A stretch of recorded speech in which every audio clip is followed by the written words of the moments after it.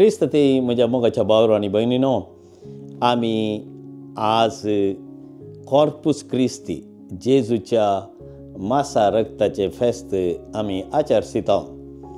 आनी हो भोवूच म्हत्वाचो दीस आमकां, कित्याक म्हळ्यार आमच्या जिवितांत आमच्या आत्मीक गटाया खातीर जेजून दिल्लें तें खाण आनी जेवण. आमच्या जिवितांत आमी पळयता कशें आमकां सदांचें खाण आनी जेवण जायगी आमच्या कुडीक घटाय मेळोवंक आनी तशेंच उत्साहान घटायेन काम करूंक दिसपडटो ग्रास आमकां जाय.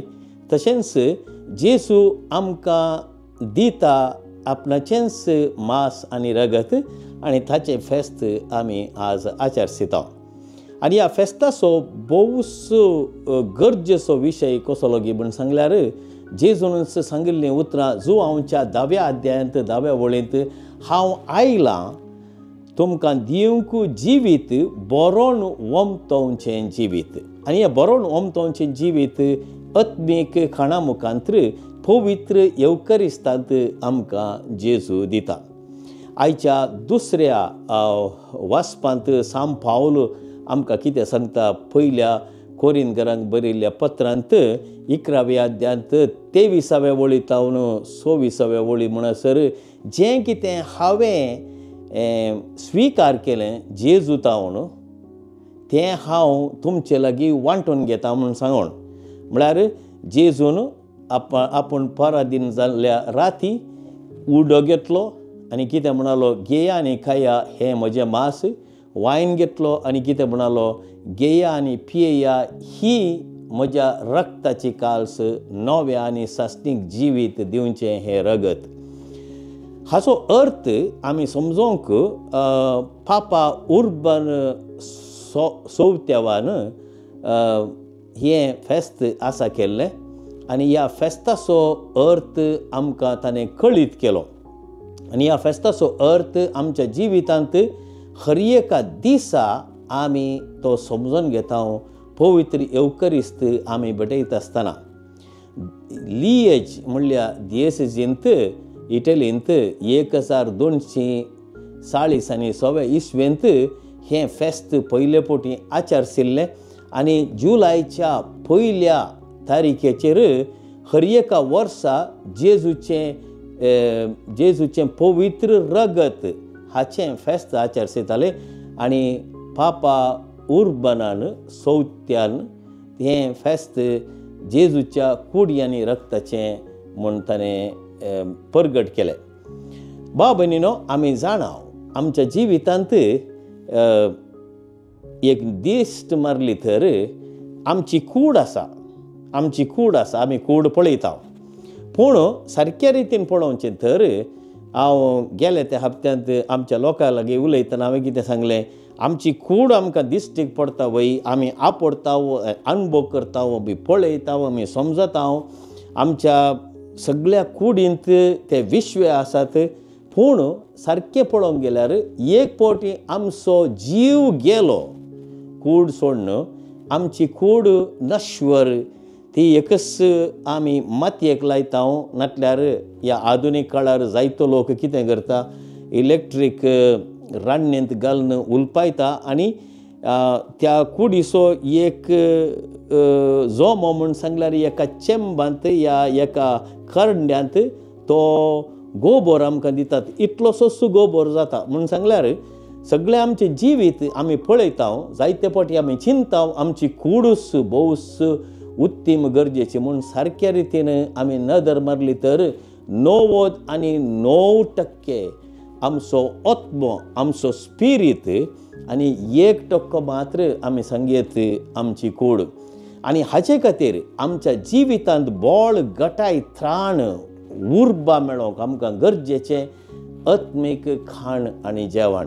आनी हाचे खातीर आज आमी हें फेस्त आचरच्या संदर्भार आमी समजून घेवंक जाय, आमी कशें जेजू थंय होंदोन रावोंक जाय म्हणून. जेजून सांगली ती आपुरबायेची ओपार सांत जुवांच्या वांजेलांत, हांव जावन आसा दाखवाल आनी तुमी तिचे फांटे म्हूण सांगल्यार आमी ह्या दाखवाली लागीं एक जावन जियेल्यार मात्र आमचे थंय आत्मीक गटाय, आत्मीक उर्बा, आत्मीक संतोष आमकां लाभता म्हणल्याक कांयच दुबाव ना. आयचो वांजेल आमी वाचताव लुकाचो वांजेल 9 अध्याय. जेजू अरण्यांत लोकांक खाण जेवण दिता. जेजू कितें म्हणटा, तुमचे लागीं कांय खाण जेवण आसा गी लोकांक दिवच्या खातीर, कित्याक सांज जाली तांकां फाटीं धाडचें नाका. आनी तो वळू जेजू तांकां सगळ्यांक बसोवन एक अजाप करता. आनी हें अजाप कसलें, जेजू तांकां उंडो आनी मासलेचें जेवण दिता आनी तांकां तृप्ती करता. हाचो अर्थ पापा फ्रांसिसान आपुरबायेन विवारसिला ताच्या एका शर्मावांत.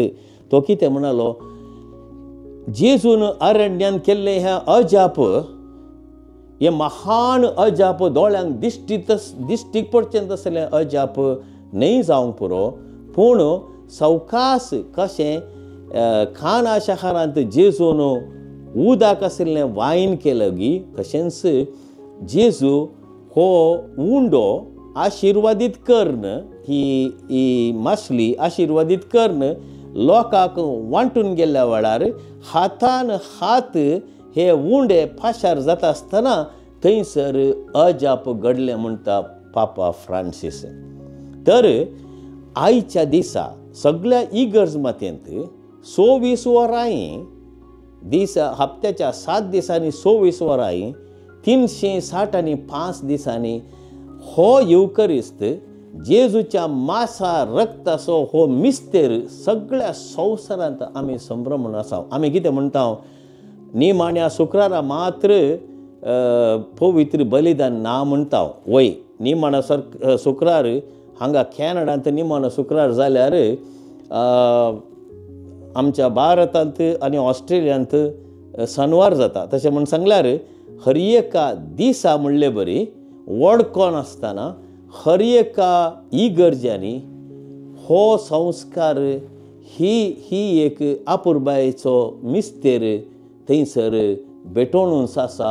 मिल्ल्या गटल्यान लोक अशें म्हणटस जेजू आजून आमचे मदें हजर आसा. ताचो स्पिरीट ताणें दिता म्हणलो तो ताणें दिलो आमकां. आनी ह्या पवित्र येवकरिस्ताच्या मासा आनी रक्ता मुखांतर जेजू आमकां पोसता. आनी आमी समजून घेवंक जाय, आमच्या जिवितांत जेजू थंय आमी एकवटीत जाल्या तर आमकां कांयच परवा आसना. आमचे थंय धैर्य आसता, बळ आसता, निती सता खातीर झुजोवंक आमकां त्राण मेळटा. कशें आमच्या जिवितांत आमी एक नदर मारली तर जायते फावटी आमच्या जिवितांत दूख, बेजाराय, खंत, सलवणी आसाच. पूण ह्या सलवणेंत, ह्या दुखेंत, ह्या कश्टांनी, ह्या असमतोलन आसल्या ह्या संवसारांत आमकां गरजेचें एक समतोलन हाडचें